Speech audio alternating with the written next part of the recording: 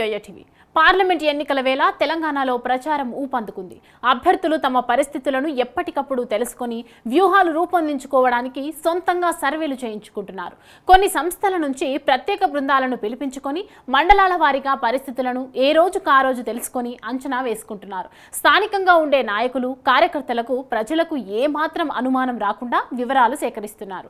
ఆ వివరాలలో తాము సర్వే చేస్తున్న అభ్యర్థికి సంబంధించి ఈ సామాజిక వర్గాలు అనుకూలంగా ఉన్నాయి, ఏ సామాజిక వర్గాలు వ్యతిరేకంగా ఉన్నాయి, ఆయా సామాజిక వర్గాలలోకి రోల్ పోషించే ప్రముఖులు ఎవరు, వారు ఏ మేరకు ఓటర్లను ప్రభావితం చేయగలరు అనే అంశాలతో పాటు సొంత పార్టీలో ఎవరు బాగా పనిచేస్తున్నారు, ఎవరు చేయడం లేదు అన్న వివరాలను సేకరిస్తున్నారు.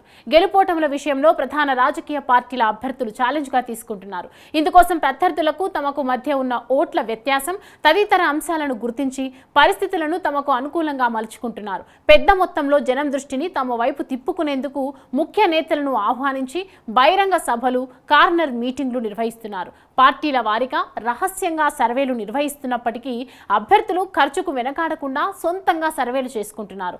ఒక్కొక్క అభ్యర్థి పెద్ద మొత్తంలోనే సర్వే నిర్వాహకులకు చెల్లిస్తున్నట్లు సమాచారం. ఇప్పుడు చేస్తున్న సర్వేలు అన్ని ఓటింగ్ నాటికి ప్రభావితం చూపకపోవచ్చు అన్న అనుమానాలు కూడా వ్యక్తమవుతున్నాయి. ఈ సర్వేలను అభ్యర్థులు చివరి వరకు కొనసాగిస్తారా, లేక మధ్యలోనే ఆపి పరిస్థితులను చక్కపరుచుకోవడానికి ప్రయత్నాలు సాగిస్తారా అన్న సందేహాలు వ్యక్తమవుతున్నాయి.